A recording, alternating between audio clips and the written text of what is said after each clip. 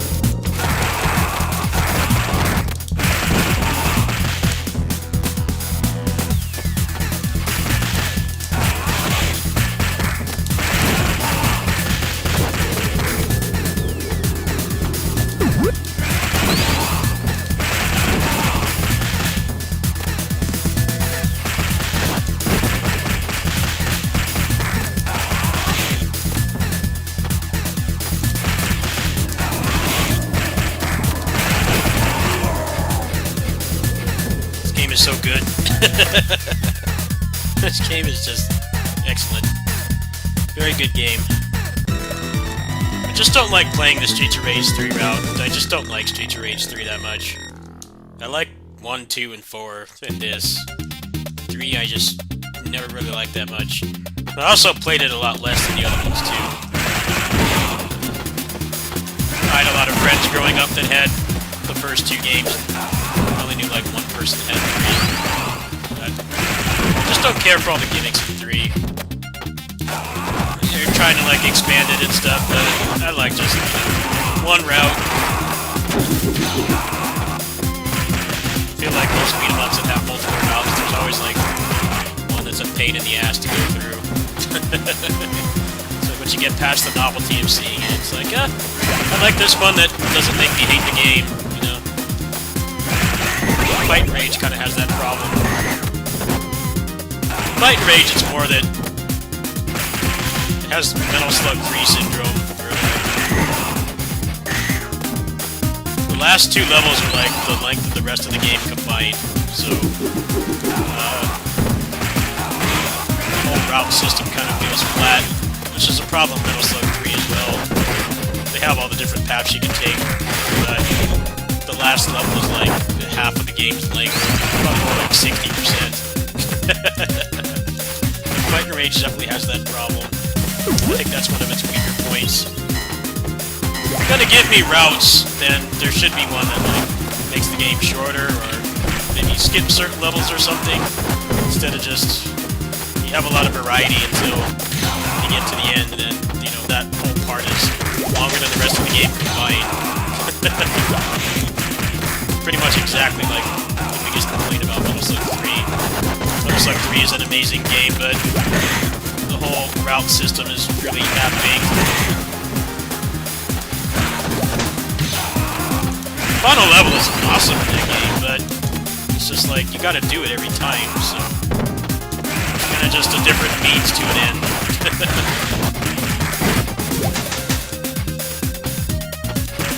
It's probably why they didn't bother doing that again in the future Metal Slug games.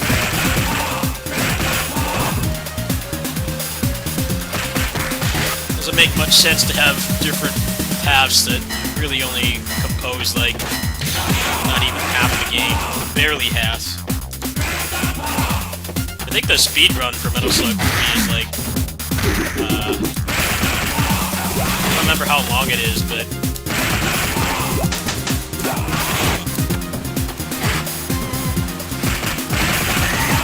the speedrun is like 60% the last level.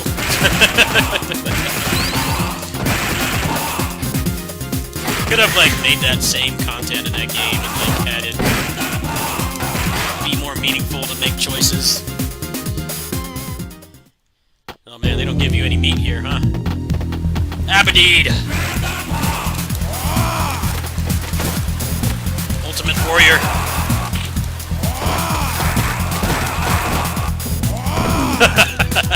Suplex City. He's pissed.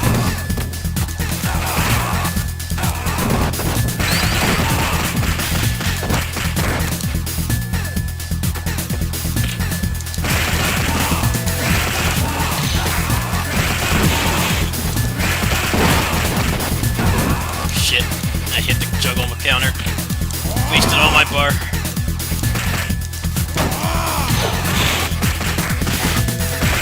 Doesn't like being thrown.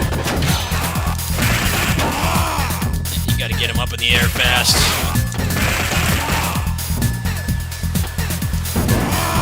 Oh shit!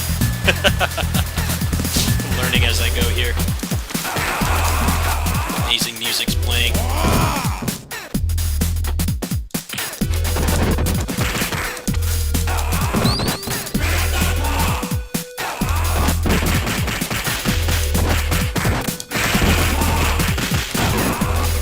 You bastard.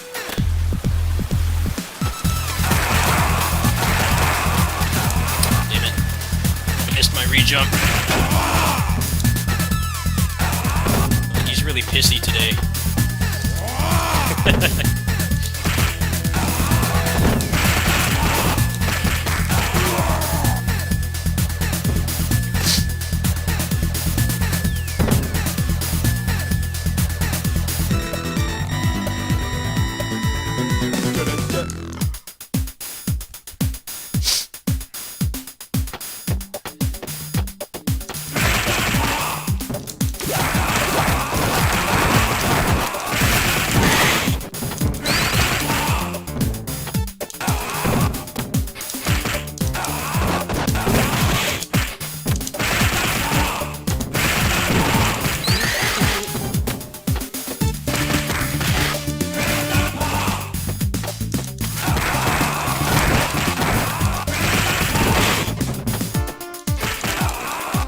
is so good.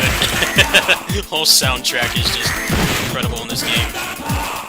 I like a Streets 1 soundtrack doesn't get as much love. I like Streets 1 soundtrack.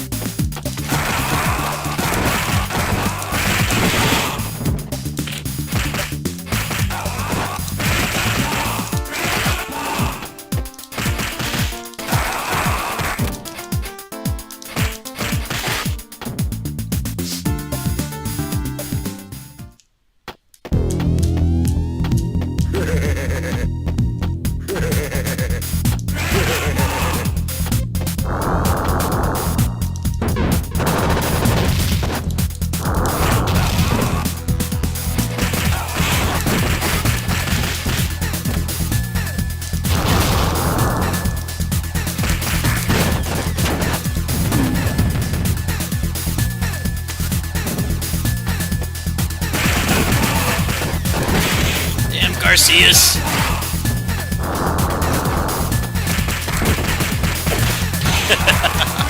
They're just relentless today. Pretty cool new Big Ben sprite.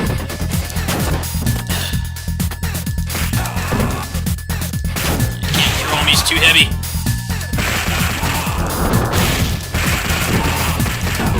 I'm gonna pop that right now. I don't want to lose another health. Life if I can.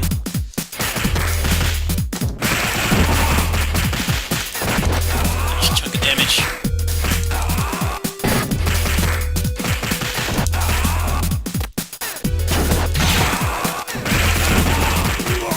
Nice.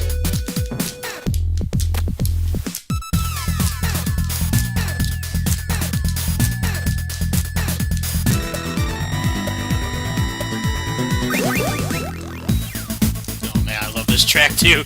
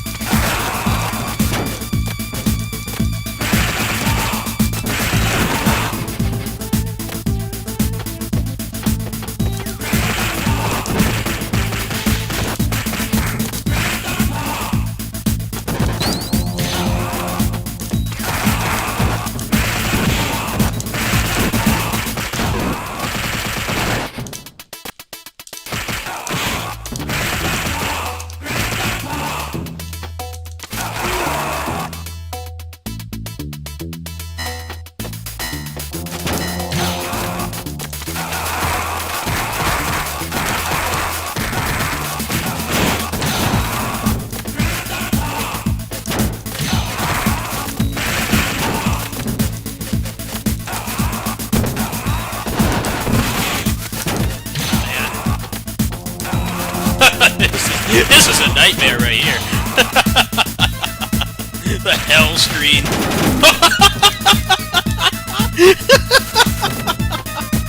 Rider kick to the groin. Obviously, he's doing this because Streets of Rage 1 doesn't have that many enemies. It has a lot of unique enemies, but they kind of expanded upon them later on. You're gonna get a lot of hell rooms like this. Oh man. I gotta get over there somehow. These guys have incredible neutral.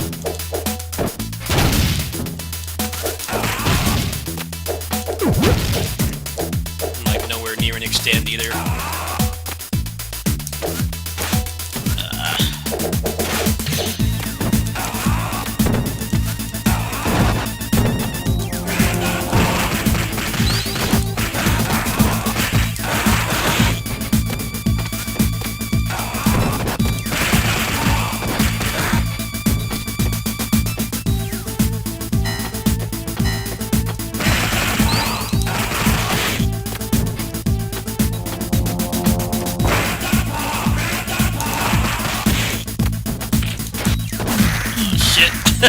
No! No! Get the food!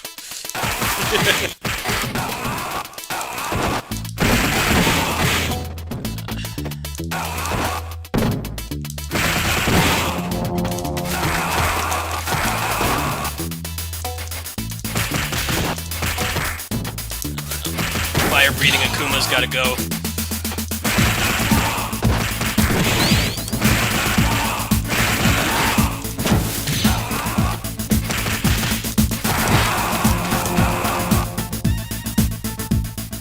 Hardest level so far. A lot of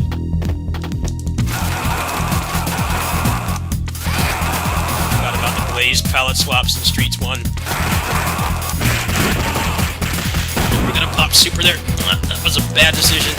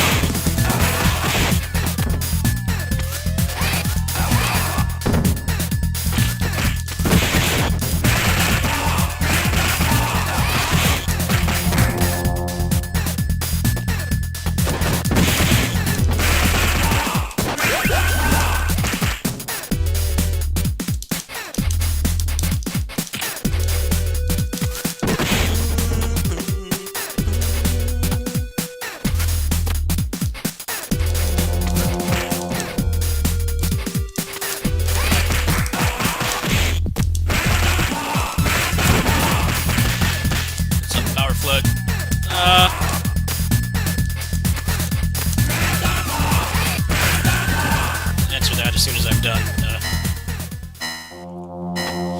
I would say LNS has really unfair balancing. I don't particularly like the mana system either.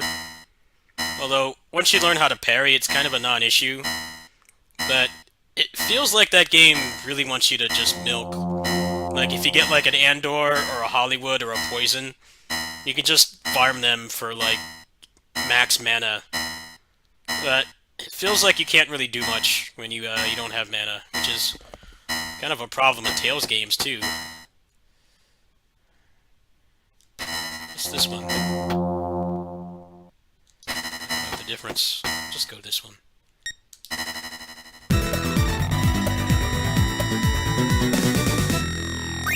Also, LNS is way too long. Ever since they made it, like, harder to get the extra part of the game, the other half, I feel like the game is better. Like, the thing about LNS is it's, like, not even remotely arcade length. It's like double the length of an arcade beat-em-up, but it's way harder than those games. It's way more demanding of the player than even most arcade beat-em-ups. it's just an endurance round. Like the whole game is like it's like 90 minutes. Like if you do the whole extra levels, if you beat the threshold when you beat Akuma, the game is just too long. It's like my biggest complaint with that game. I've played this a lot. I've played this a ton in earlier versions. Yeah, the game is just mentally exhausting. There's a lot of arcade beat-em-ups like that they aren't bad games at all. It's just you feel like you freaking competed in like the World Cup or something. You're just sitting at your desk playing a video game. And some people really like that. Some people like the really grueling endurance run beat-em-ups, but like I like ones I can beat in under an hour. Like I could do Fight Rage in like 40-45 minutes. I did speedruns of this as well. This is like under an hour. The Streets of Rage 2 route at least. They're definitely an acquired taste.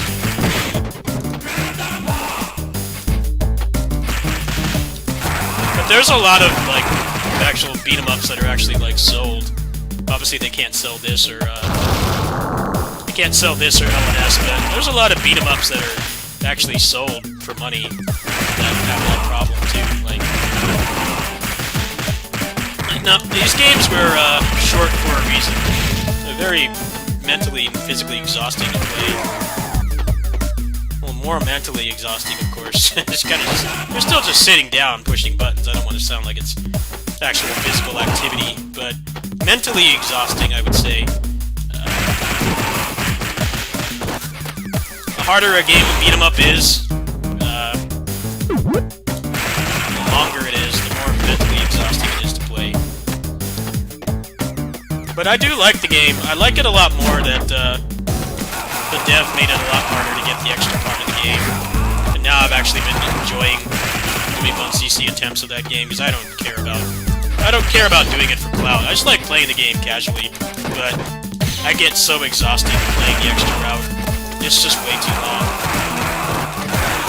And the game is like soul-crushingly difficult too. That doesn't help. You get really tired. There are some beat 'em ups that are on the longer side, like aren't too bad. You know, Castle Crashers. Castle Crashers is not a great beat 'em up by any standard, but it's a relaxing one. And it has saving and loading, and there's gear, and there's grinding and stuff, there's builds and everything, so it's not too bad.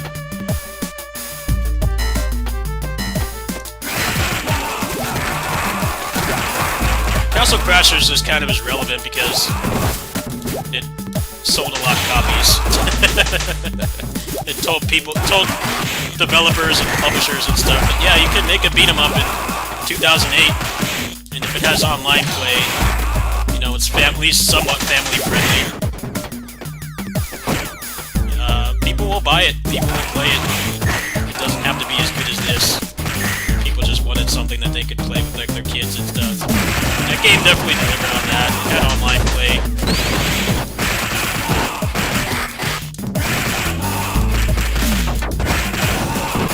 Like, that game is really long too, but it's not really intended to be played in one sitting. That's the difference. I think the problem is all these so-called arcade beat-em-ups that are like 3 hours long. Like, dude, you would be exhausted. Even just standing up for that long. If the arcade didn't have a stool, playing something like this for 3 hours, you would be physically and mentally exhausted. That's why, like, Time Crisis and stuff, those games are only, like, they're less than an hour, even with all the cutscenes. Because they're smart enough to realize that, like, not everybody has the same real-life stamina, right? Some people can stand up and do, like, multiple attempts of Time Crisis in, like, one day. But other people might not have that real-life stamina, or they might have a disability, so they have to make sure that anybody could play it.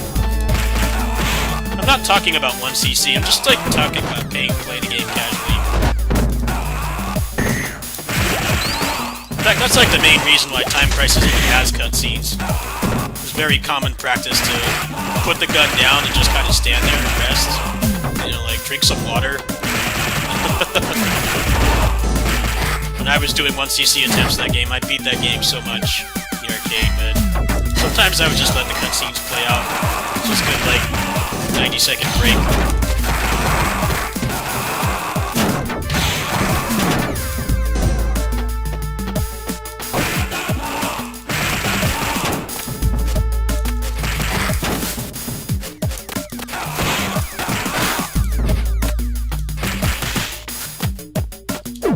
Well, the thing about LNS Power Flood is that it's made by a very hardcore arcade gamer, so it's not like he has a bad vision, it's just he made something he wanted to play, which is obviously not something you can do if you have to sell it.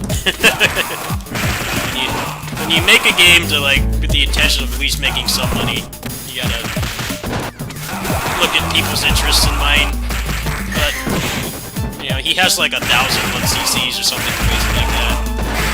That's why that game is the way it is, and that's not a bad thing. It's just not everybody's that hardcore. That's really all it is.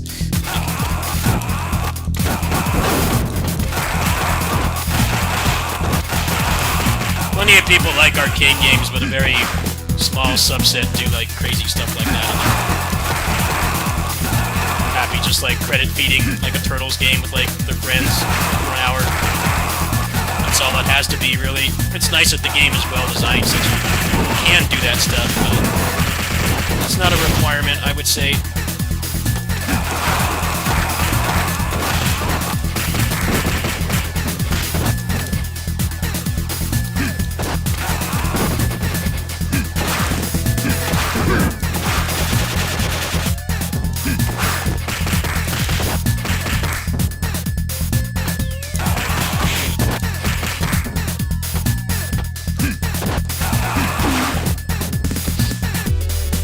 Yeah, also the difficulty in LNS is really messed up. Muso is easier than normal. Normal Muso is easier than actual normal mode. Because you get so many more extends. You get a ridiculous amount of extends on normal Muso, and like on normal you get none. Like, it's like easy and normal Muso are like the normal difficulties. Normal, hard, and ultra hard are like harder. The difficulty balance is just like all out of whack.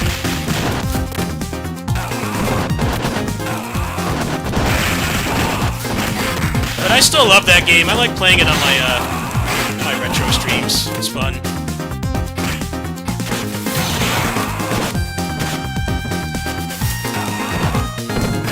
Yeah, I feel like the game's crazy difficulty would be more digestible if it wasn't so damn long. Mania Plus and Street Sport is pretty difficult, but that game knows when to end. It's still like less than 90 minutes. If you're good enough to play the game in Mania Plus, you can beat it in like under 90 minutes. It's not too bad. Realistically, a lot shorter than that if you're doing like optimal stuff like combos and grouping and stuff. So it's not that bad.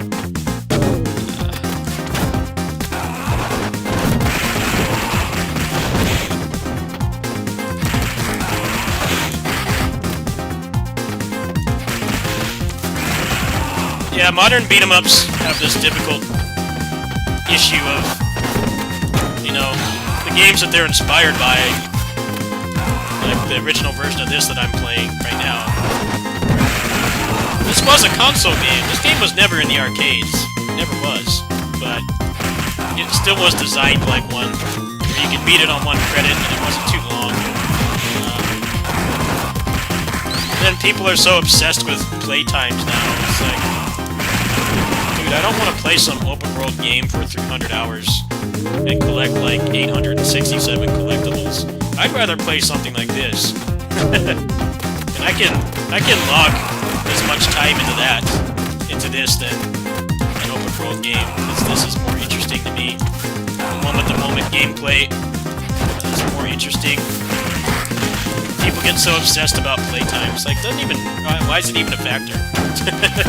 Games are so dirt cheap now. If you're patient, and you know where to look, you can get games for dirt cheap, even AAA stuff.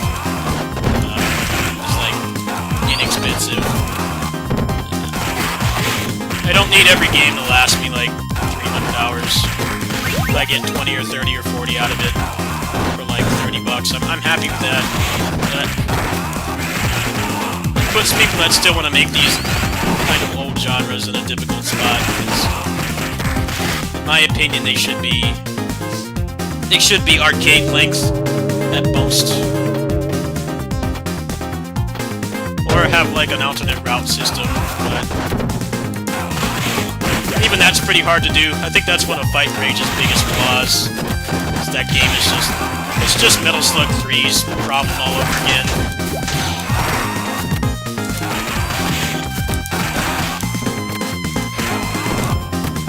And like the routes don't really matter. They give you some variety, but the last two levels are like the length of the rest of the game combined. So it doesn't feel like you really get anything out of there being extra paths. Because the length of the game is relatively similar in each route. I'm kind of glad they didn't do that with Streets 4, because that game would have the exact same problem as Fight Rage. The last level in Streets 4, level 12, is like probably the length of like 2.5 levels. The rest of the game.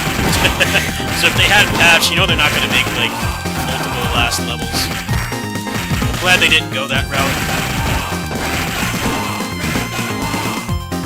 So that's what everybody hates about Metal Slug 3. It's such an amazing game, but the path system is just half-baked and gimmicky, and it doesn't really impact anything.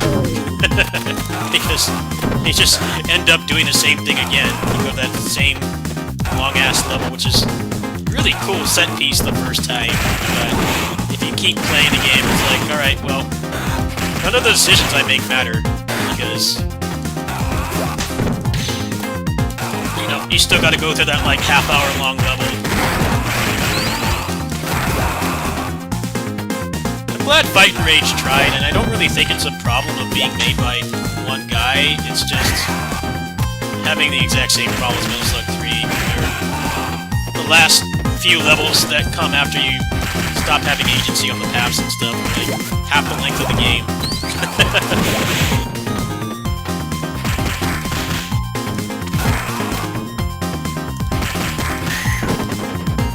Metal Slug never really tried that again either. They only did that in Metal Slug 3. I think they realized it was a waste of resources. There's like a lot of unique enemies and music and sprites and stuff in those paths, but they're like quick, like 2-3 minute diversions. I think beat-em-ups could benefit from it, but the best way to do it is just not logistically possible, which is to have like multiple final levels, so that you're not just doing the same big set piece every time. It feels like the paths actually mean something. Jet is trolling the shit out of me right now. Come on, dude. The fucking Jet, I hate him so much. It's worse than Red Armor. Is this like bugged or something? I can't hit him. Maybe if I go over here. Yep, just go straight into the Azuna drop, asshole. Why does Jet have to be in this game? I would be fine if they just removed him from this game. I don't care about his legacy, he's so annoying to fight. Annoying little wasp. Come on! I was having fun until this point. Hate Jets. It's the most shitty beat-em-up boss. He does is run away. Come on! He needs to replace this boss with something else. Why can't he fall down? Fucker. This is irritating. Oh, of course that doesn't hit him. Hate Jet. I need to be a mod where just remove Jet. He can't spawn.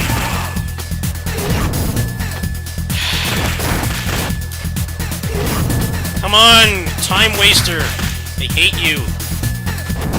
So obnoxious to fight. Come on! Stop flying! Can't, like, combo him at all. Annoying fucker, I hate him. This is the worst part of Streets of Rage 2. It's this stupid boss.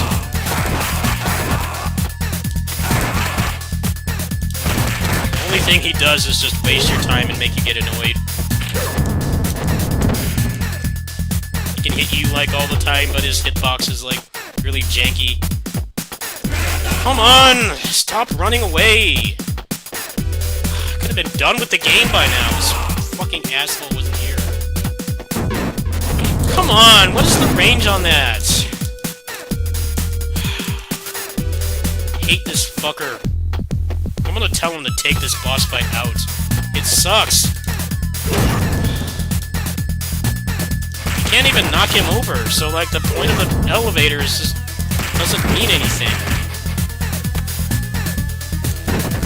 Come on! Stop running away! This is so frustrating. Fucking piece of shit, I hate Jet. Just remove him from the game, nobody likes him. Worst fucking part of Streets of Rage 2 is him.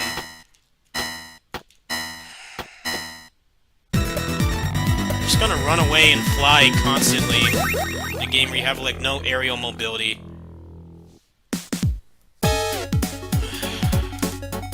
It's just obnoxious. I hate that fucker. I wish I could go back in time and make them not add Jet.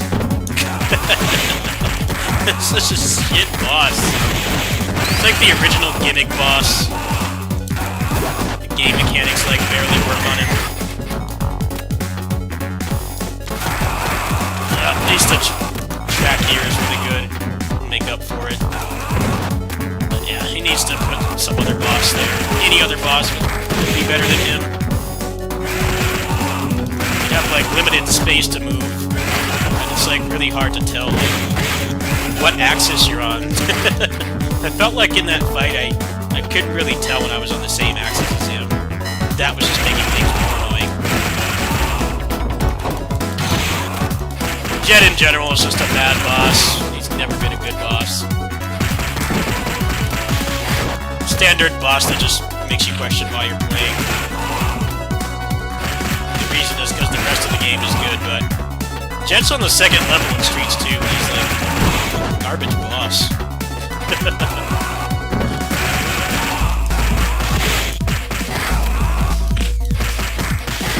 At least in this game, you can OTG him.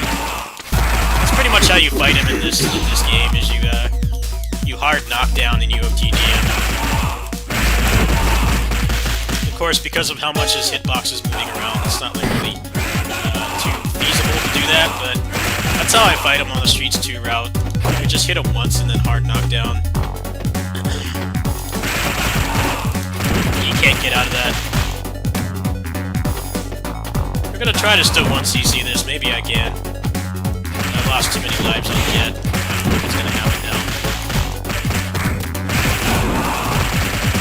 Let's just get him out of there.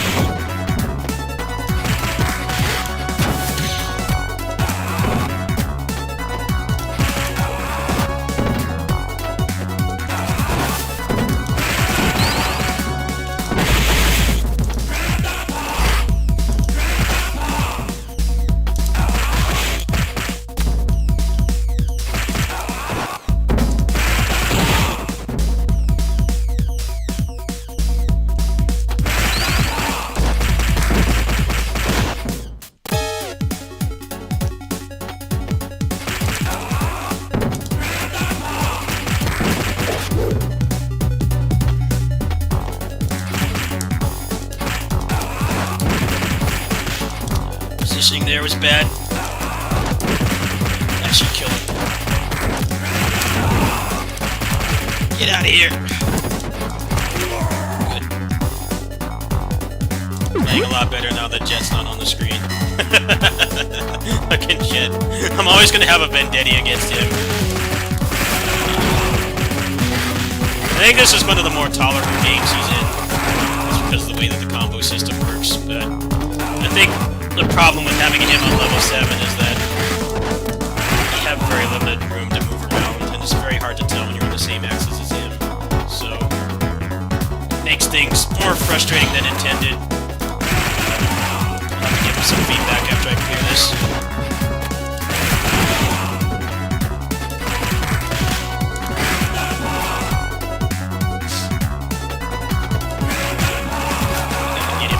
Fast.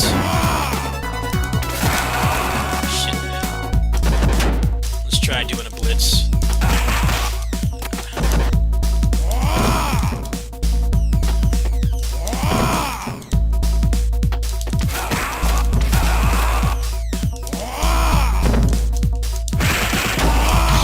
Stop at the combo breaks.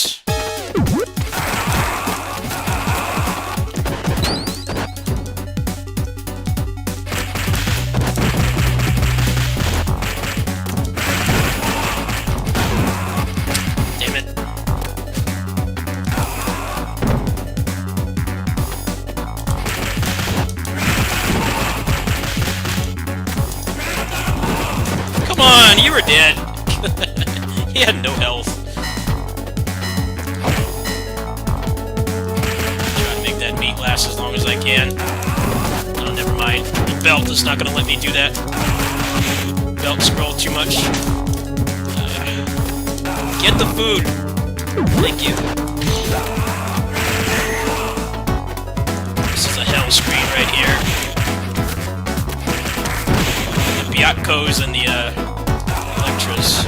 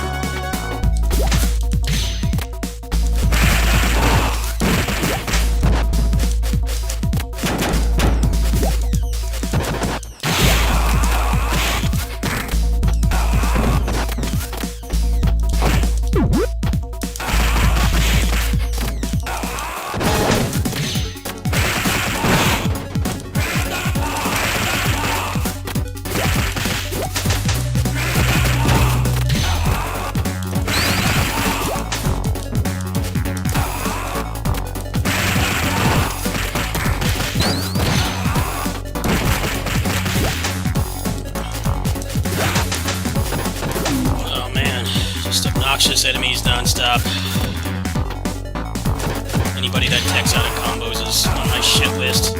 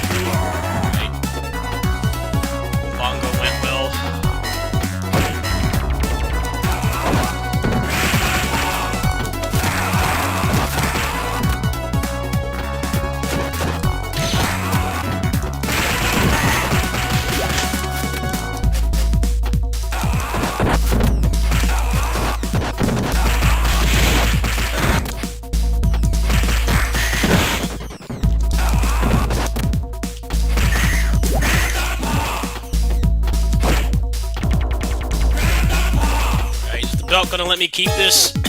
I'm leaning towards no. Yeah, the belt was gonna take that food away from me. That was a good decision. It's my first time playing this. He just sent me this.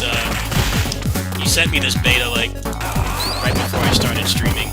I was completely blind. I don't know where things are, what's gonna spawn.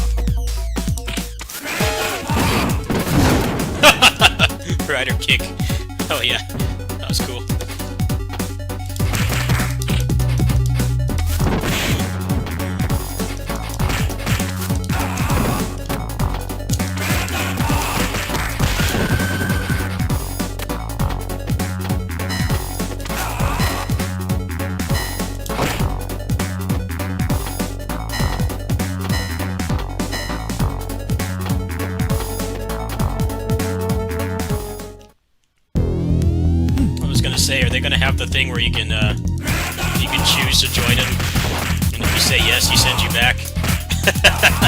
Ultimate troll. I don't know if OpenVOR even supports something like that. I'm gonna assume that's not gonna happen. You have to say no.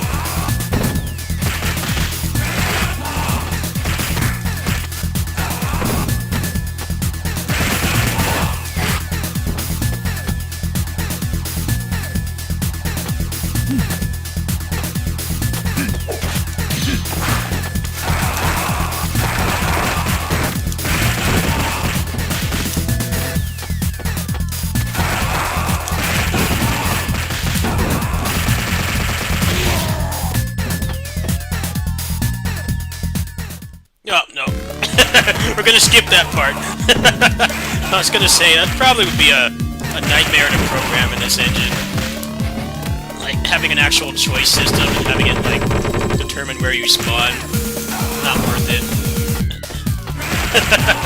I was morbidly curious, though. Like, is it gonna do that?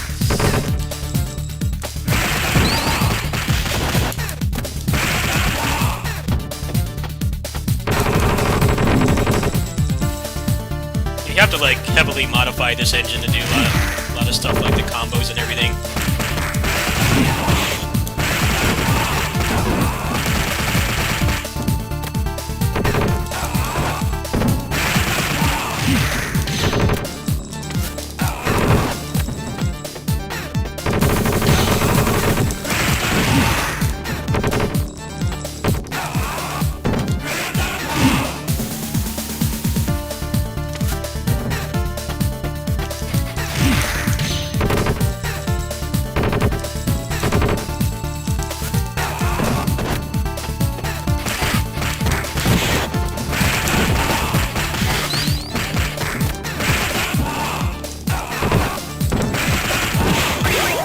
GG's. That was fun.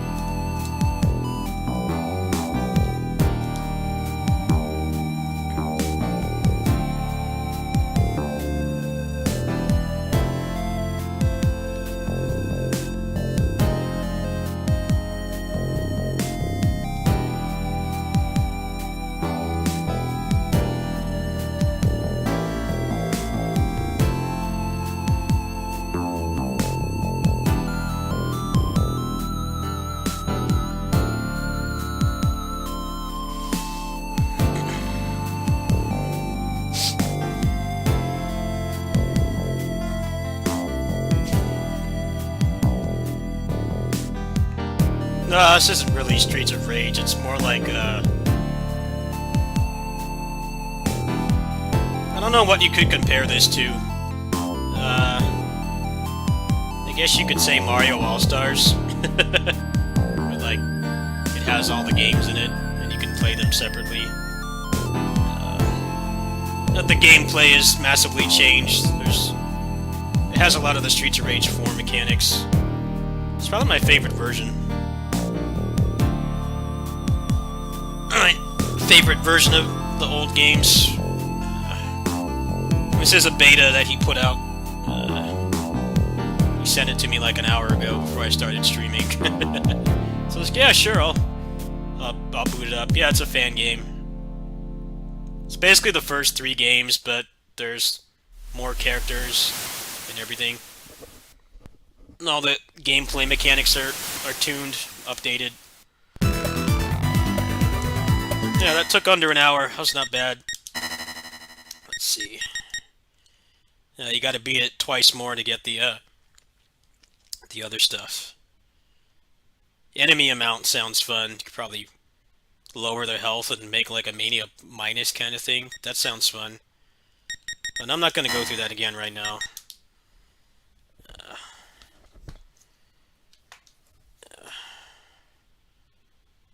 Yeah, a lot of people like that game better than Remake.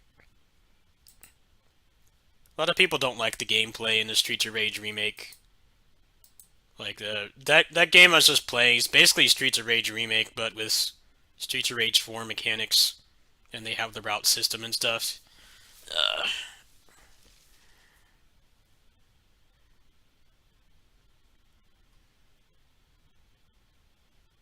I don't see a reason to play remake when you can play that.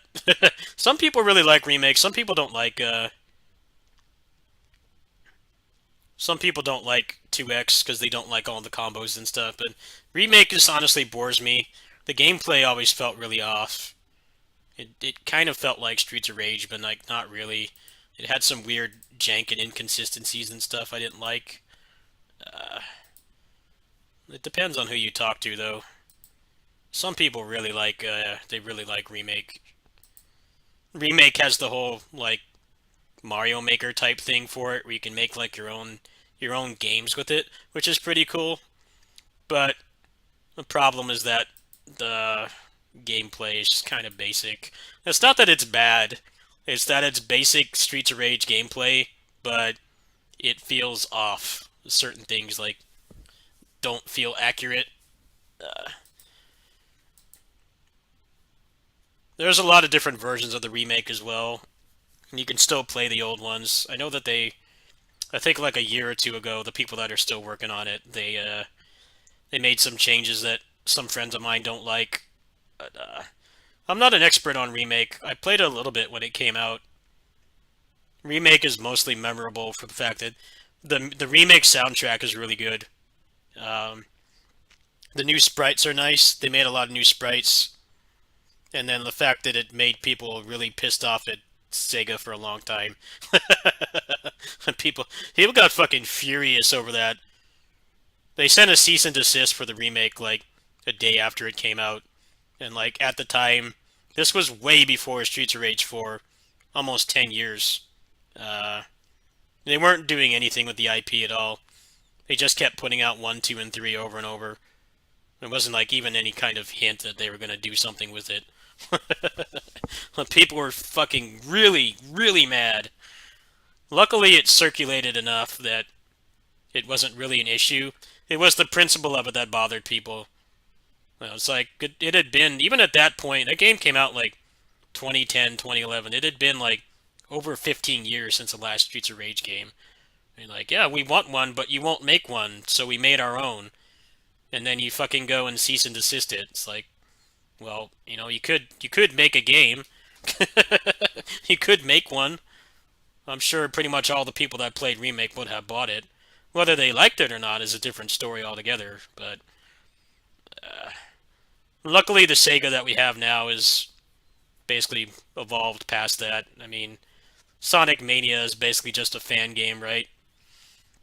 It's just an officially sanctioned fan game that's better than the Sonic games that they were making at the time. They had like literal fans working on it.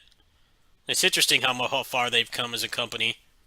Like that's the same company that shut down Streets of Rage, and there hadn't been a new game in like almost 20 years. Uh, it's like, yeah, well, if people are remaking the entire games for you, like, why didn't you just try to sell it? Like, he could have just given them hush money. Like, hey, if we give you a couple digits of money and we sell this, like, just shut up. You can't sue us. Like, we give you money. Here's your hush money. We'll take it and sell it. And then they get a big boost of their PR for doing that. That's what happened with Mega Man Cross Street Fighter, that game that came out like 10 years ago. That was fan made. Like one guy made that. He put a lot of work into it. And Capcom actually paid that guy as far as I know because that was like the what was that? That was the 25th anniversary for Mega Man and they had like absolutely nothing. There was no game in sight. They didn't even have any new like ROM collections or anything coming out at the time. So people were furious. So they tried to save face. They got a good PR boost by doing that because they could have been dickwads and just sued the guy or cease and desisted him, but no, they actually did pay that guy for that game. I know the game itself is kind of divisive, but I thought it was cool that they actually paid him for his work. Uh, because they didn't have anything for the 25th anniversary. There was nothing. Like, the collections were still, like, years off and stuff. Like, they were just gonna let a 25-year anniversary of a video game franchise just, go unnoticed. But then they paid that dude to take the game and make it free. I play the Mega Man games, yes. I don't play them as much as I used to. Uh, I don't like the classic series as much. I like X and Zero. Those are like the main ones that I play. I never got into Battle Network. I know a lot of people like those games, but I never got into them. It didn't help that I changed schools a lot around the time those games came out. I was in high school when those games came out. Uh, and they put out one like every year, and it was basically like more active Pokemon, right? You could trade and fight your friends and stuff. And they put out a new game like every year. It basically was just a more active, competitive Pokemon. I never got into them myself. The classic games I don't hate. I just feel like the X and Zero games are better. Uh, but the classic series has more consistent quality. The X series is like half and half. They have like 5 good games and then like 4 bad ones. Mega Man X5 is alright, I guess. 6 and 7 are dreadful. 8 was kind of a return to form, but problem with Mega Man X8 is the gameplay is actually quite good. I like the gear system and all the stuff that you can unlock, but uh, the game has just has too many gimmick levels and auto scrollers. I played it a lot when it came out, and I go back and play it, and I'm like, that game only has like a couple normal Mega Man levels. Like literally everything else is a gimmick level. You're either riding something or you're in an auto scroller. I don't know why they made that decision because they clearly wanted to like make up for 5, 6, and 7 like not being good, being a pretty steep decline from 4. But then let's just make like half of our game auto scrollers, where you're like not actually playing as Mega Man. You're kind of just playing as a car or a ship. For what it's worth, the auto scrollers weren't that bad in Mega Man X8. They were tolerable. It's just that there were too many of them. And like Mega Man games are already like really limited in how many levels there could be. Uh, you can have the 8 bosses. You can have the intro level, the 8 bosses, and then the castle levels, and that's basically it. That's the format for a Mega Man games. So that makes it worse. If it had like more levels, if it didn't have like the straight Mega Man format of having like 13 levels at most, I think it would have worked better. But when you only have like 13 levels to work with, and a big chunk of them are auto scrollers, it just sucks. I do like X8 though. It's not a bad game. I think it's better than a lot of the other ones, honestly. It's better than 6 and 7. It's just the gimmick levels really ruin it. They ruin pretty much everything. You buy a game to play as a character and then they take them away from you. Sucks balls. Let's see how this runs.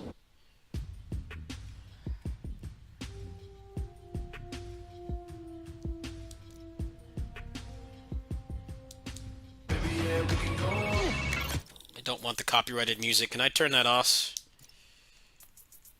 Why do you have to have copyrighted music? I hate when they fucking do that. Copyrighted music off. Why the fuck can't I turn off the licensed music? Blank screen? Should not be. Why is it a blank screen? God damn it.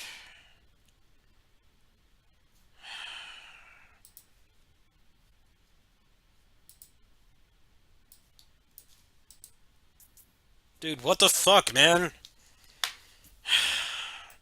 They really fucked up my computer. I don't know why this is happening. It says the source is right there. It detects the game, but it doesn't show up. I'm really fucking annoyed with this. Why?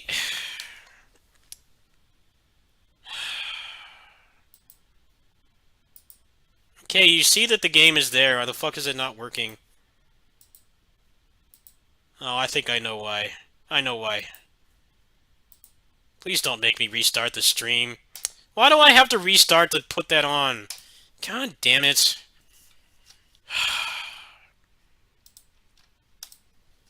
Let's stop making it that when you change something in streaming software, it makes you fucking restart.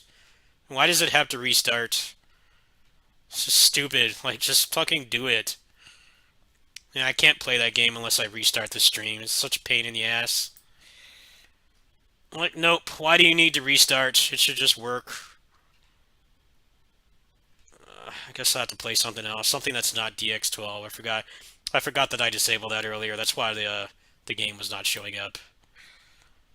It's still stupid, though. I hate when stuff asks you to restart.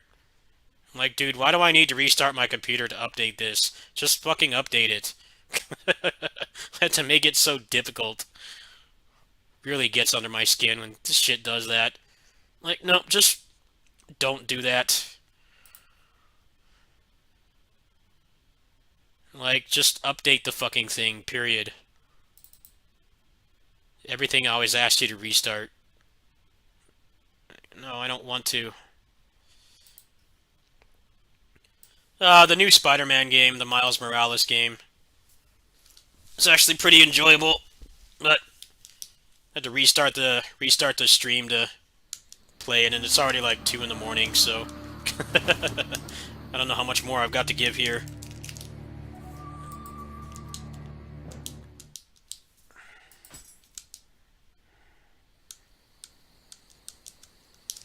Now this won't work. Why? Ah.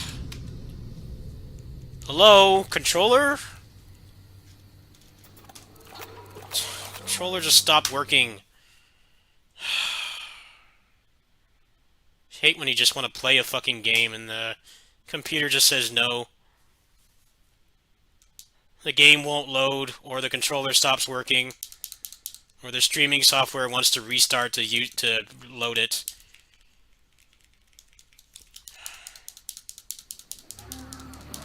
Dude, why is my controller not working? What the hell?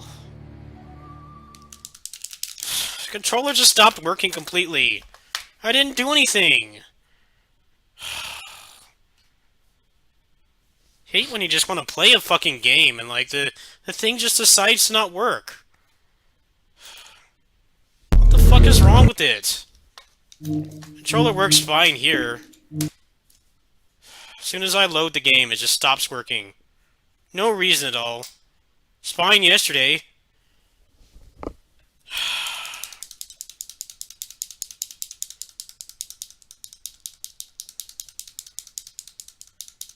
Come on, read the controller. Or don't. It's too hard for it to load a fucking controller. So obnoxious, man. I just want to play a game! I hate when stuff like this happens. Fucking streaming software needs to fucking restart to change an option. Why? Should be past that by now. Should just be just click on it and it just does it. I hate having to restart. Come on, I just want to play something before bed. Just fucking work. It's like refusing to read the controller for some reason.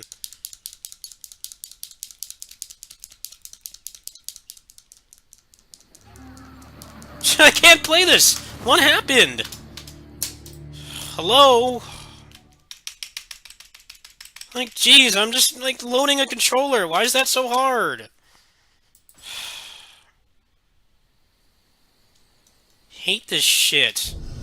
Yes, I want to quit. She won't load the fucking controller. It's just stopped working.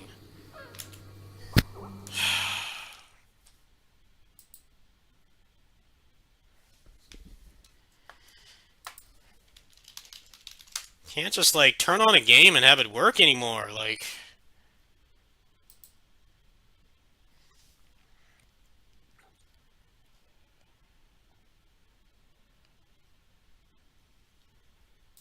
I can't even find any help for why it's doing this. It was fine literally yesterday.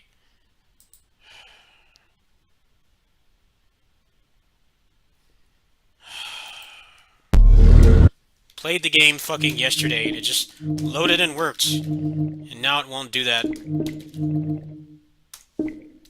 Just better fucking fix it. Annoyed now. Hate when you want to just play something and the computer just decides no. I already lost my Stranger of Paradise save because of fucking Epic Game Store. It's such a piece of shit. Alright, I think it's working now. What the hell? I didn't do anything. I just want to play a video game. God. The controller just gives up sometimes. Jeez, it's like pulling a tooth out. I just get really annoyed when there's like no reason for that to happen.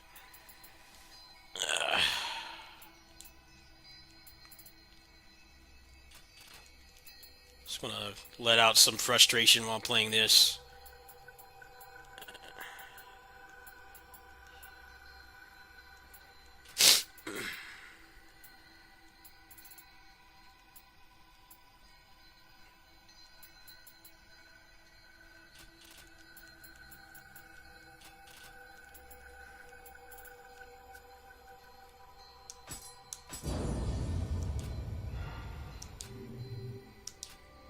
Remember when I got Godfall from Arsenal.gg, and I always thought like people hate the Epic Game Store so much for no reason. People just like to blindly worship corporations, which is true. People do that all the time. I always thought that that was why, like, there wasn't anything actually wrong with the Epic Game Store. Boy, was I wrong. When they gave me that key, apparently they have some kind of system where if you redeem a key, and you make a new account, because I had never used it before I got that game, it makes you solve a CAPTCHA, and the CAPTCHA was literally impossible. I kept solving it, and it kept telling me I wasn't human. It took a fucking hour just to make the account so that I could just play the damn game, and then I get into the game, and the controller doesn't work. So then, we're like probably 90 minutes into trying to get this game to work. I had to load the game through Steam. I had to use an app to load the game through Steam just to get the controller to work. And by that point, I was already like kind of tapped out on the game. And then the Stranger of Paradise fucking erased my Stranger of Paradise erased my save. And then I tried to play the Final Fantasy VII Remake again, and it wouldn't even let me into the game. It kept telling me that the cloud save wouldn't work. I'm like, dude, do you guys just like make this store as bad as possible? Like, dude, it should not be that hard. Yeah, their store sucks. I fully admit that I was dead wrong. I thought that people just hated it because it wasn't Steam. Like, no, people are very very justified in their hatred. Very justified.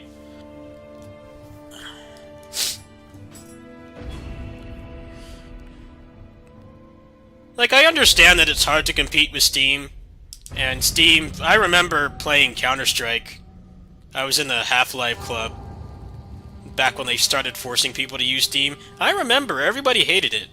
Nobody wanted to use Steam because at that time there was no point. Like, the game already had DRM, right? Half-Life and Counter-Strike had DRM, which was the CD key. Like, the CD key could only be used once, so there was already DRM. But then they forced people to download Steam just to play it, even though the game already worked fine. It sucked. But the thing about Steam is that the reason why it has such a monopoly is that it's better than all the other launchers in every way. I'm not even talking about the games that are available. Obviously, they have more games on Steam. they have more games on Steam than any other platform. That's not what it is. It's the fact that they have a lot of features. The fact that they have cloud saves that actually work, the controller remapping, the refund system, the forums and stuff. Like, Epic Game Store doesn't even have fucking forums. Did you guys know that Hades, that game was an Epic Game sellout too? They sold out to Epic for the early access. And I can't imagine, it's actually a miracle that that game is as good as it was, because doing early access on Epic, it has to suck, right? There's no reviews, there's no forums. Like, it's a completely antisocial platform. You can't talk to anybody. You would have to meet them through a game and then talk to them in a chat room, but for, like, an early access purpose where you, like, have to, like, look through the feedback and see, like, who's crazy and who, like, actually has some good insight on how to make the game better. It must have been really hard to do that. Because there's no forum. They probably had to, like, go on Reddit or something. I'm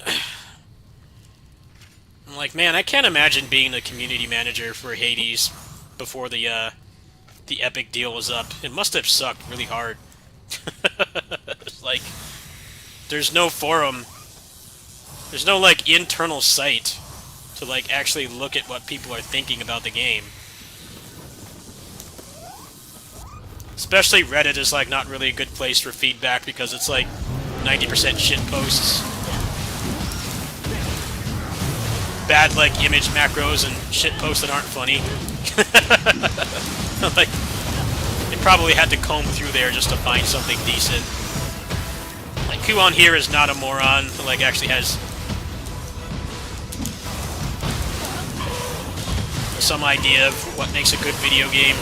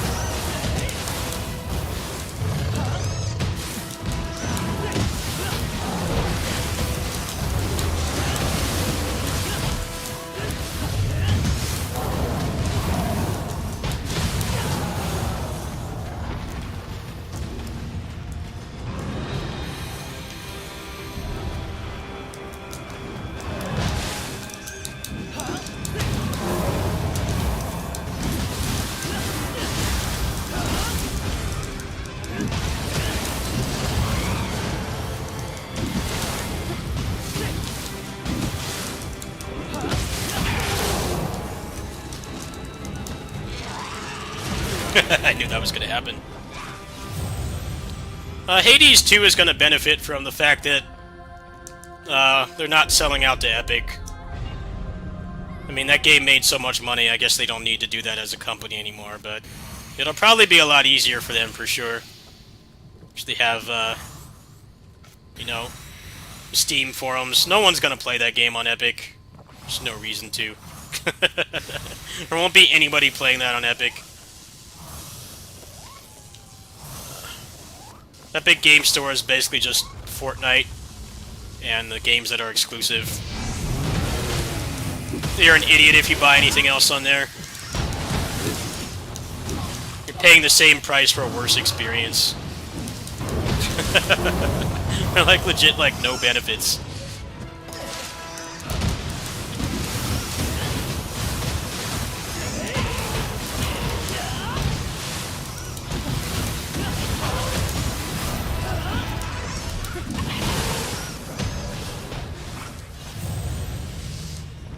I actually don't really like Hades that much. I think that game is okay. It's a good overall package, but I find the gameplay kind of boring and, like, one-dimensional. I don't really like it that much. It's alright. I think the problem with Hades, though, is the community, the roguelike community. And people expect every game to have a story like that, every roguelike to have a story like that. I'm like, you know that Supergiant are, like, really good at narrative, right?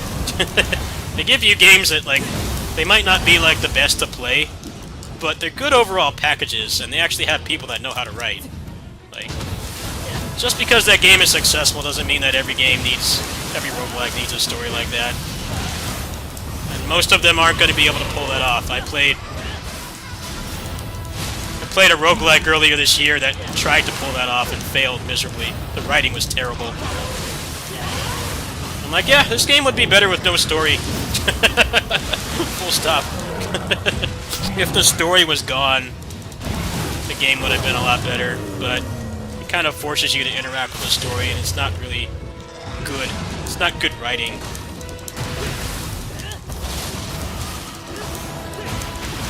But that's not Supergiant's fault. That's not the dev team's fault. It's gamers think that every roguelike needs to have a big, like, cohesive, deep, thoughtful story.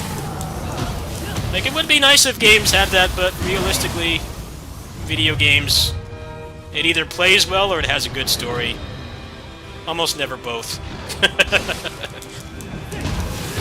But yeah, it bothers me when I look at a roguelike and people complain that there's no story. I'm like, well, it's not going to be as good as Hades, alright? Like, it's just not possible for that to happen.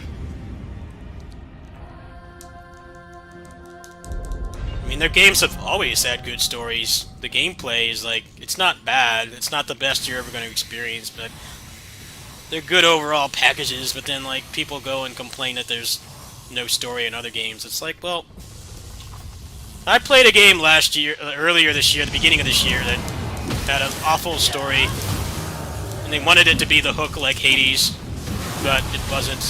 It was so poorly written.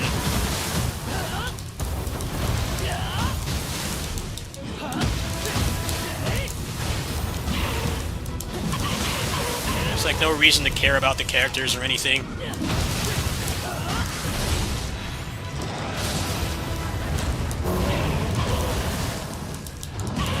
The other thing is, like, roguelikes don't really lend themselves to actually having a story. I think a lot of people forget that part, too. The whole thing is you die and you repeat it, and you have to be able to keep playing after the story ends, so that right there makes it difficult. Hades is pretty much the only one to pull that off.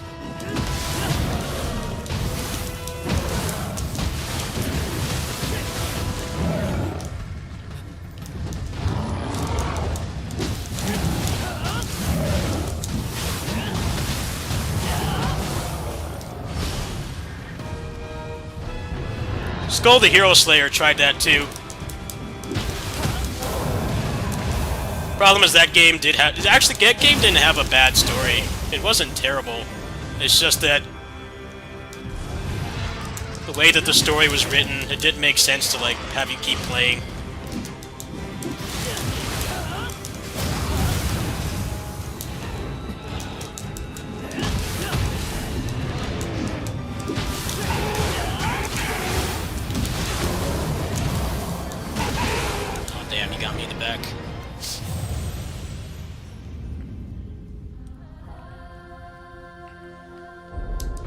I want those people to play Lootmancer. Lootmancer is the game I'm referencing. They tried to make that game like Hades, with, like, the story being a big hook. The problem was that the writing sucked. Like, every ending was depression porn. There was nothing resembling a happy ending in that game. And I get that, like, not everything has to have a happy ending. You know, sometimes having a bittersweet ending is good, but the game had, like, 6 endings, and all of them were bad endings. They were all depression porn. The only one that would even remotely could be remotely defined as a positive ending was the one where he gets his family back, but he wakes up in the dream again. It's like, okay, well then what was the point of playing this game? Like, the story doesn't get resolved. There's no positive ending. It's one thing if you have, like, one ending and it's bittersweet. There's plenty of games that pull that off. But you can't have 6 bad ones in a roguelike of all things where you have to grind to even get to them. There has to be some kind of resolution in the plot. Otherwise, there's no point in the story being there. There's plenty of really good roguelikes that have, like, no story. It's already a really hard genre to make a story for anyway. Just because of how it has to work. You have to be able to keep playing and everything. Yeah, but that's not a roguelike. That's the difference. That's a single-player game with a finite amount of content. There's a huge difference.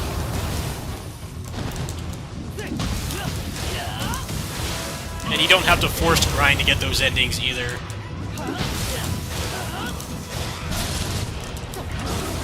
And also, those games have pretty good writing, from what I've heard anyway. But I don't really play games for the story. I'm a well-known cutscene skipper. It just bothers me when games try to make the story like the main hook, and the story sucks.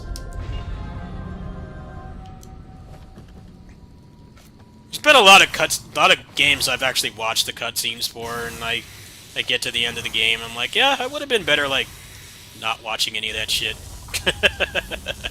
I would have been better. Bayonetta 3 would be the most recent one. The story in that game is embarrassingly terrible. Basically just takes a shit on the whole like, franchise.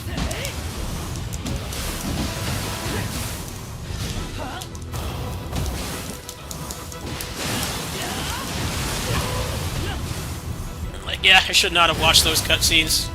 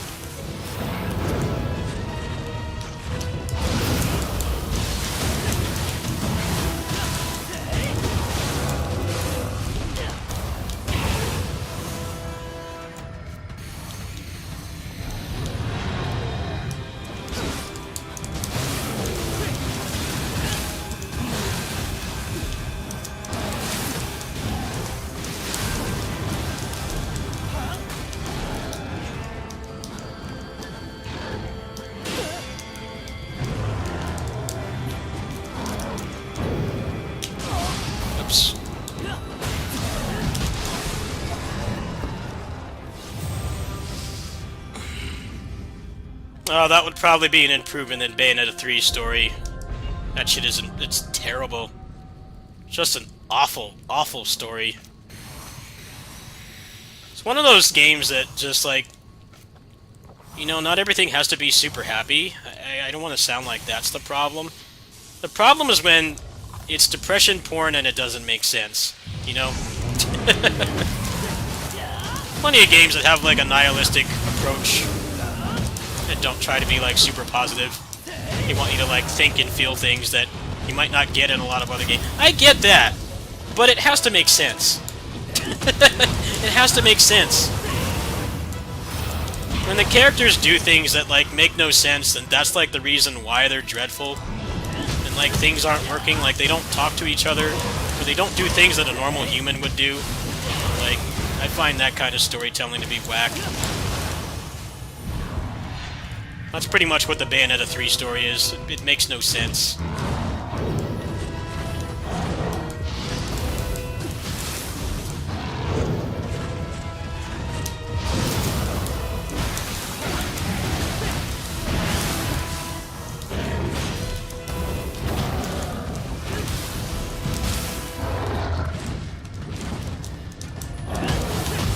Yes, but this is a game where there's multiple Bayonettas, right? And they all die, they all job like nothing. They all die, like, instantly to, like, complete jobber enemies, constantly. And you're supposed to feel bad for them. I'm like, dude, they suck. I don't care. And the game, like, keeps doing it too, which is what makes it worse. Like, the first time that one of the alternate Bayonettas dies, it does have, like, some shock value. But then it continues to happen like another 5 or 6 times. I'm like, okay, they suck at fighting. They're like completely incompetent. Why am I supposed to care?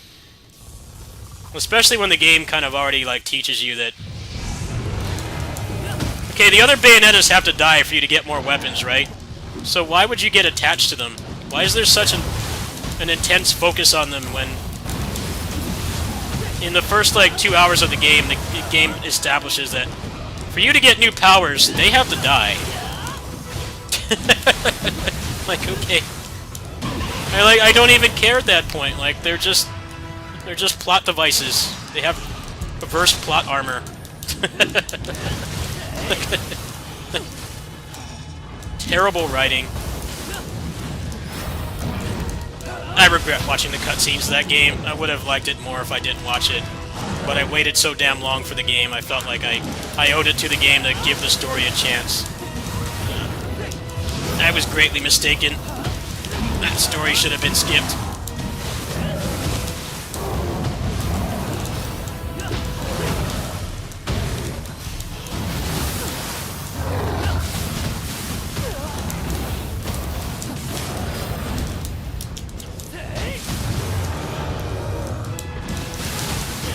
No, they don't represent anything. They represent shit writing.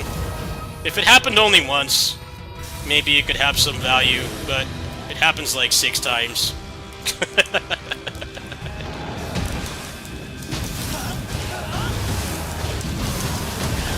It's the equivalent of Krillin dying constantly in Dragon Ball.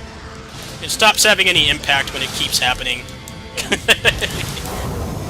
You know, the first time it happens, it's pretty impactful, but he keeps coming back, so it's like, alright, whatever. I don't really care. Establish that he can come back.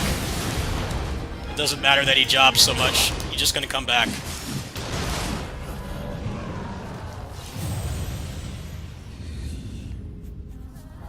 Bayonetta, it's pretty much Bayonetta 3. It's pretty much like, well, all the other Bayonettas have like the they have like the intelligence of a wet paper bag. They all like get stabbed from behind, which makes no sense because the whole thing about Bayonetta is it's supposed to be, you know, they have like some kind of premonition where they can like literally slow down time if they dodge an attack. How do they keep getting killed from behind like that?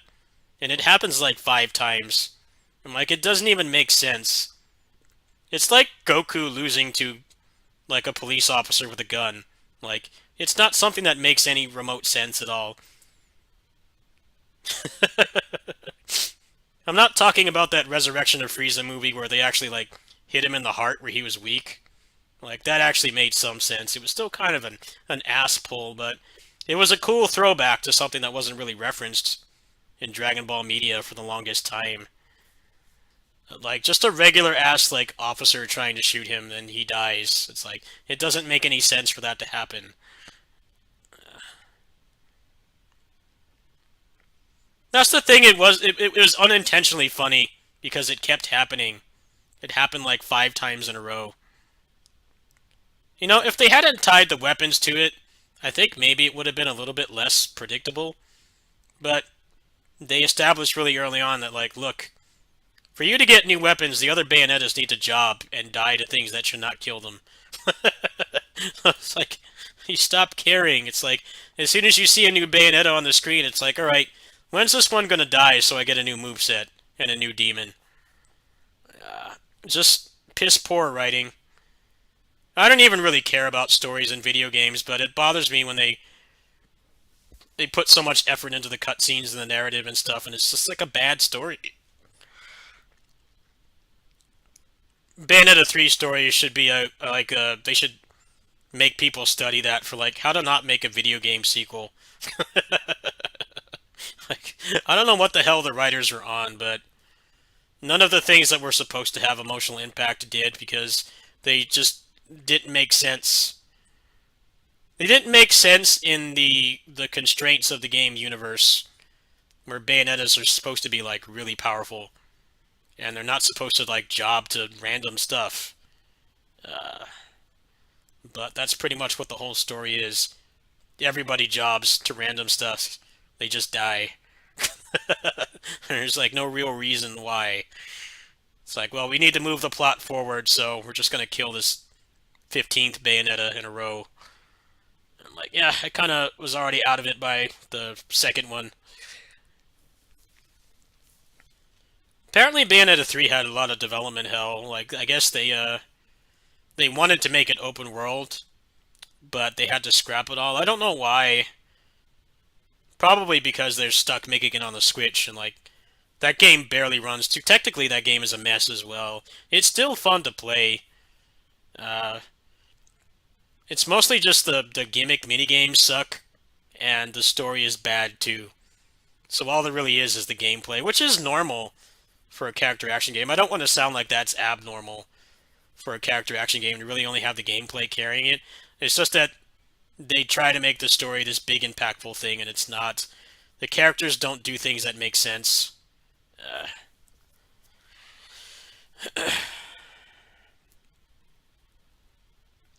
I think they just had to put out what they had. They wanted it to be open world, but probably had budget problems and then trying to get the game to run on the Switch, which is like the Switch is a weird oxymoron console.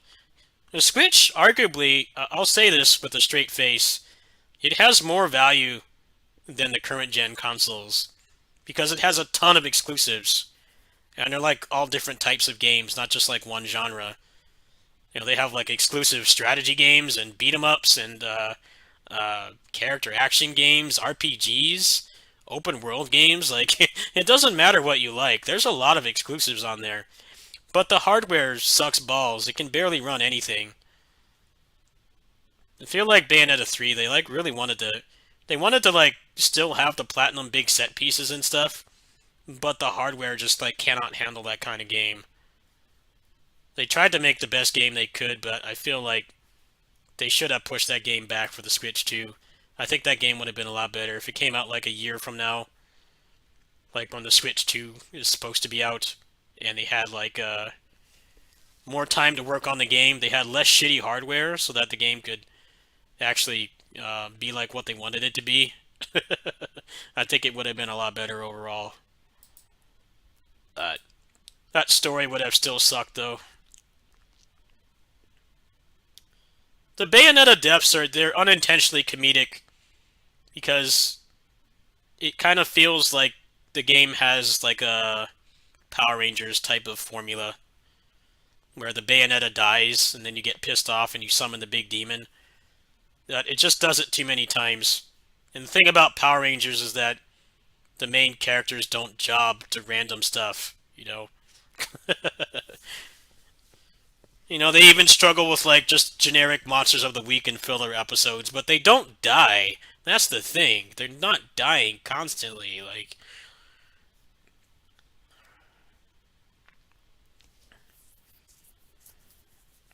they actually got really pissed at the Game Awards yesterday because they announced some filler game or something, some side game about Bayonetta's like childhood. I'm like, dude, you already fucked up the story. Why am I gonna play a game that's not Bayonetta gameplay? That's mostly story focused. It's supposed to be a prequel. I'm like, we already fucked up the story beyond repair. I'm not gonna play that. Like, it's way too late to do that. I was hoping that they would announce like more modes or content for the base game. I don't want to play a game about Bayonetta's past when they already screwed up the story that badly. Like, anyway, let's see if I want to play like one more game or something. I'll probably go to bed. What do we got here?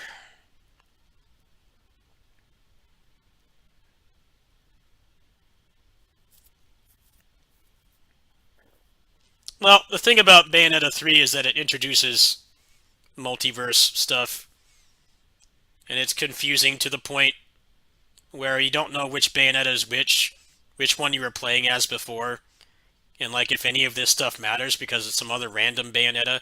It's just a mess. And like now they're trying to expand upon it with a prequel. It's like, well, why? You've already established that there's like 50 billion Bayonettas, and the ones that you play as are the only ones that aren't complete jobbers that suck at fighting. Like, kind of too late to do that. Maybe if you had done that between like Bayonetta 2 and Bayonetta 3, if they had made that game, it probably would have had more value, but just not the right time to do that, in my opinion.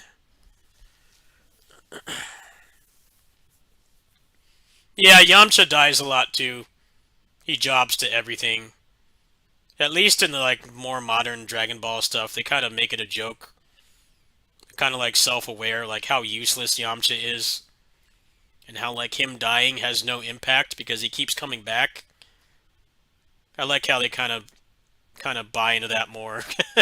It's like, yeah, he sucks, but he's still a funny character, and he has value outside of fighting. And they like don't kill him off as much anymore because like there's only so many times you can kill off a character, and it stops having any semblance of impact. That's kind of the problem with Bayonetta 3. You can't just keep killing off Bayonettas. It just makes it feel like Call of Duty. Like Call of Duty, like the only entity in the game that's useful is you. Everybody else is completely useless. Like that old meme for Call of Duty, was it the second one? When people would say Ramirez do everything. It's like you're the only one in the army that can like even like unscrew a bottle of water, like or like use the toilet. Everybody else is like not a functional human being. That's always a problem as well in game stories. At least try to hide it a little bit. Not just like, no, the world would cease to exist if your player character was not there.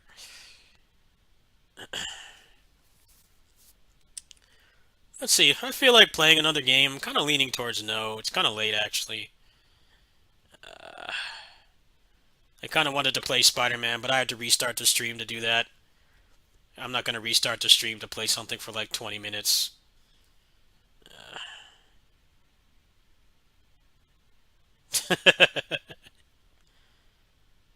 Yeah, Call of Duty has that problem as well. I remember watching my friend play those games, and I was always laugh at how useless everybody else is. They serve no purpose. They're basically just mouthpieces for the main character who can't talk. But in like combat and actually accomplishing tasks, they're all completely useless.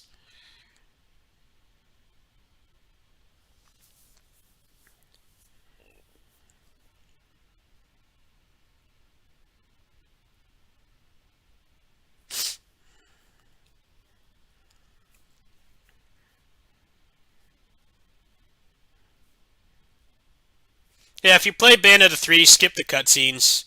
Do not watch them.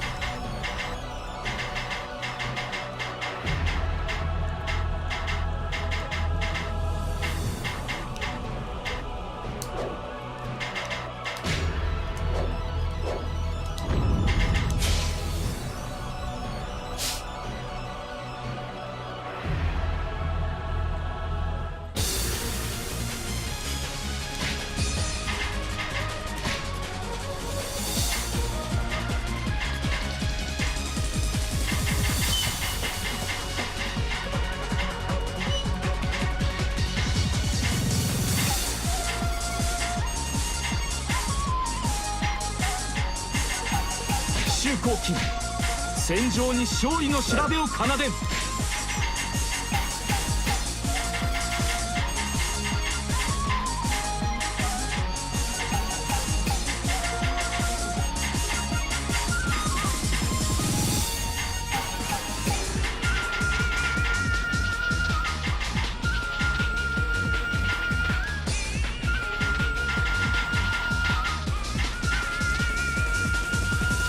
周傭兵参る。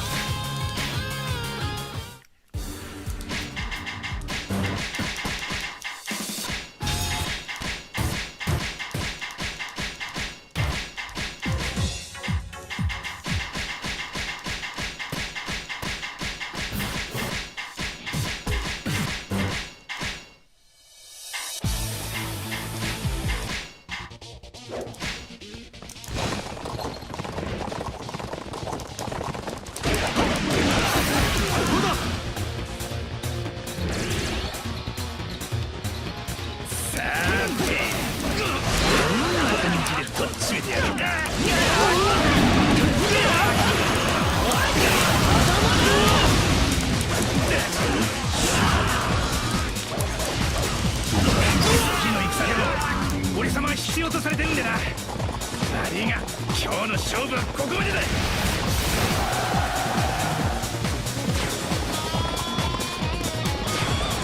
関雲長が良いば受けていただこう。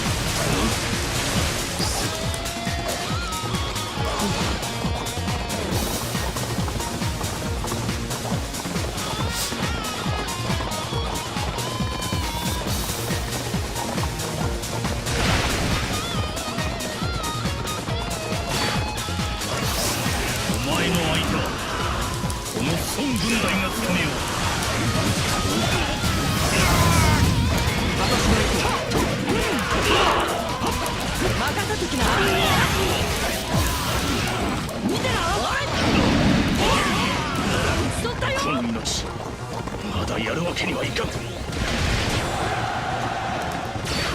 養と損傷との相手よ。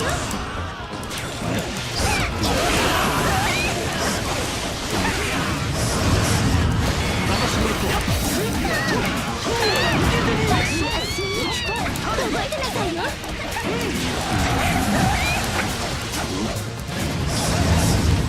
私が行こう。ここだ。任せときな。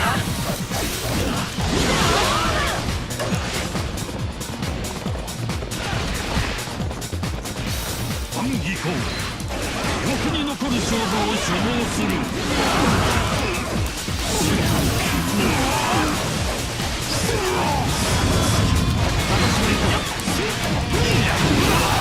のこと一旦忘れてくれ。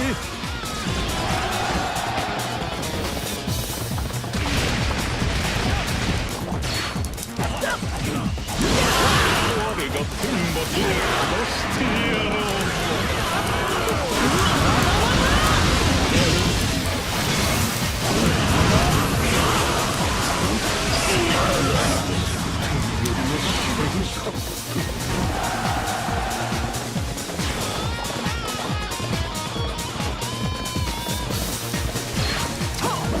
損吐くわけだ。楽しませてもらおうか。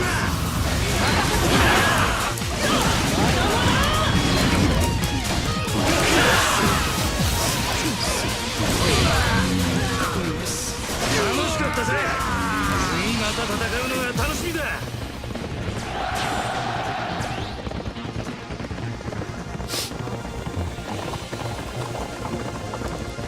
自分はそう思考。戦いが望みとあらば容赦する。任せときな。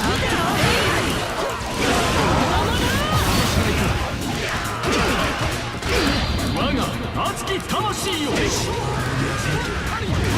んと荒々しき誇り。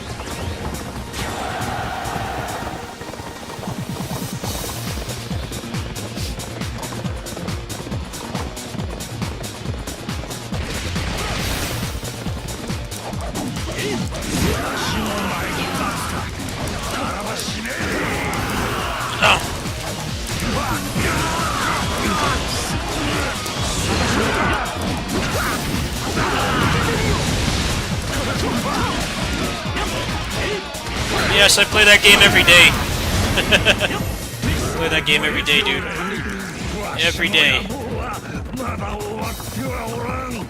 But today I played it really late in the day, so I'm not gonna play it right now. Game resets at 11 my time, but I don't have full stamina, so I'll log on to that game later. Yeah, I play that game every day. It's like one of my most played games right now. Yeah, I play PGR daily,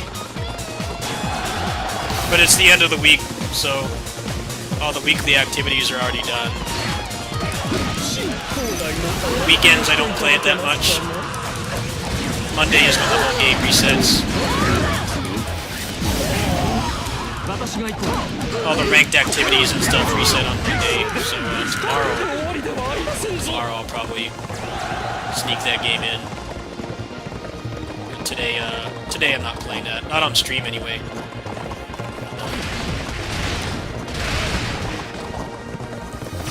I'll probably play it on these streams more when the PC port comes out. So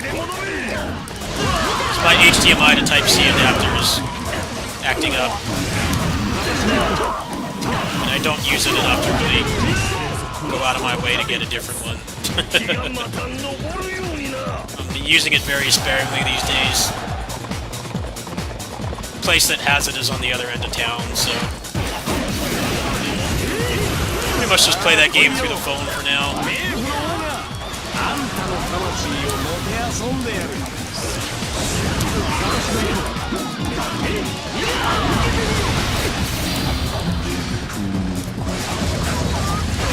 なかなか楽しかったぜ。次に会った時もまた遊んでやるよ。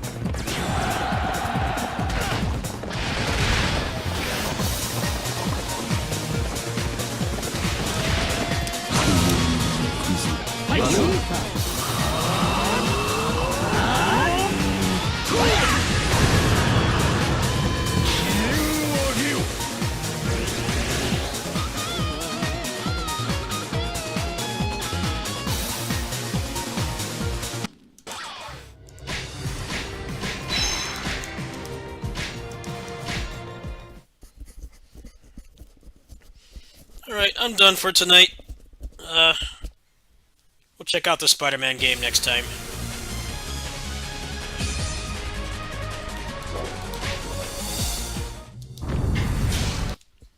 Well, I quit a lot of the other service games I was playing because of bad power creep, bad monetization, or I was just bored with them.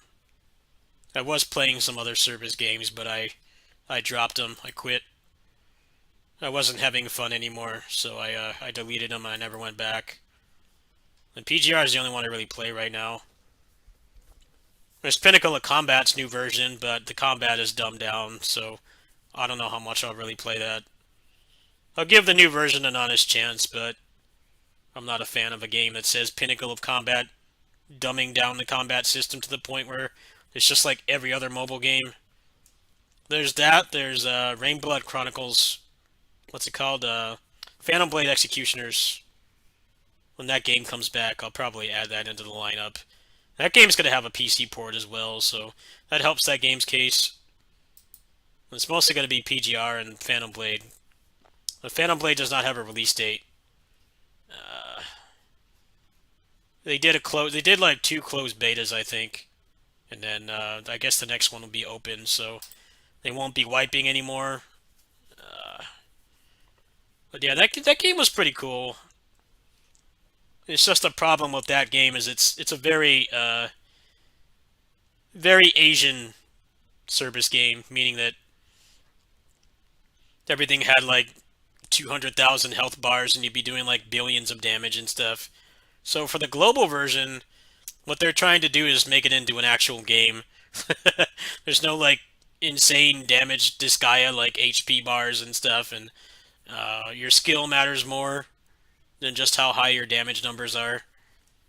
Like the original game, the Chinese one, is like pretty fucked.